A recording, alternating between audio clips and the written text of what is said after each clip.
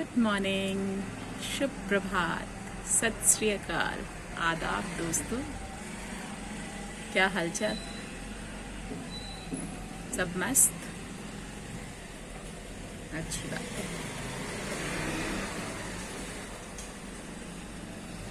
आज जो कहानी सुनाऊंगी वो है एक मूर्तिकार की और उसके बेटे की। एक मूर्तिकार हुआ करता था और वो बहुत अच्छी मूर्तियां बनाया करता था और बेचा करता था और अच्छे पैसे भी कमाया करता था।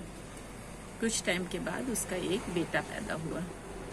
धीरे धीरे बच्चा बड़ा होने लगा और उसके बाद उसके बेटे ने भी मूर्तियां बनानी शुरू की और अच्छी मूर्तियां बनाता था अपने उम्र के हिसाब से।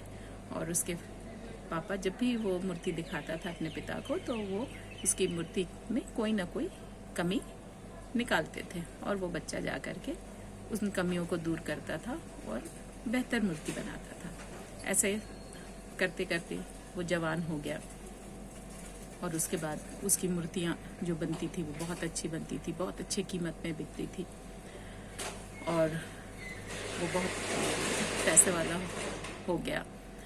उसके बावजूद भी जब वो मूर्तियाँ बनाता था तो उसके पिता उसमें भी कोई ना कोई कमी निकाल देते थे।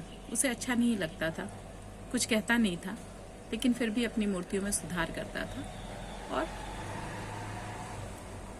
ऐसे ही चल रहा था। फिर एक दिन उसने एक और मूर्ति बनाई, बहुत ही खूबसूरत। तो उसके पिता ने वो मूर्ति भी देखी और उसमें कमियां निकाल ही रहे थे। तब उसने बोला, पिताजी बस करो, आपको क्या लगता है आप क्या मेरे से अच्छे मूर्तिकार हैं? अगर ऐसा होता तो आपकी मूर्तियाँ इतनी सस्ते दामों में क्यों बिकती हैं? जब देखो तब आप मेरी मूर्तियों में कमियां निकालते रहते हो, मुझे ये बात पसंद नहीं। पिता ने उसके बाद उसकी मूर्तियों में कोई कमी नहीं निकाली। बेटा बहुत खुश रहता था कि अब तो कोई भी कुछ नहीं कहता। कुछ महीने ऐसे ही गुजरे और उसके बाद फिर बेटे ने रियलाइज़ किया, उसको समझ में आई कि अब उसकी मूर्तियों में वो बात नहीं रही। लोग उसकी मूर्तियों को उतना पसंद नहीं करते थे, उतनी कीमत भी नहीं देते थे। और जब उसको ये बात की समझ आई तो उस वापस गया अपने पिता के पास और उनको ये बात बताने लगा। तब बहुत चुपचाप शांत बैठे सुन रहे थे, जैसे कि एक दिन तो ये होना ही था। बेटे ने बाप से सवाल किया, पिताजी आपको मालूम था कि मैं कभी आपके पास ये बात लेकर के आऊँगा? पिता ने बोला, हाँ।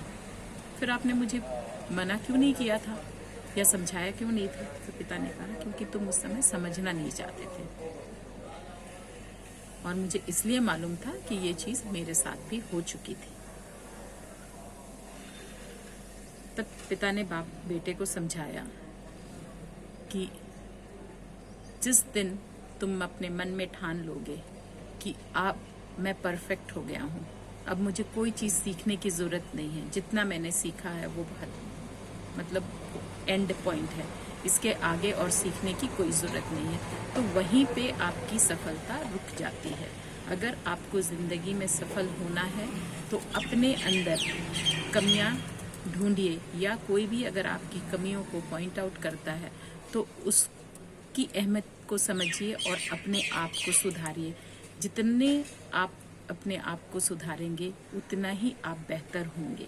तो लाइफ में कभी भी अगर कोई आपकी कमियों की तरफ पॉइंट आउट करता है तो उसको उसकी चिढ़, जलन या और कोई बात ना समझें, उसे ये समझें कि ज़रूर कहीं ना कहीं कुछ कमी होगी और उस कमी पे ध्यान दे करके और अपने आप को सुधारें और बेहतर करें।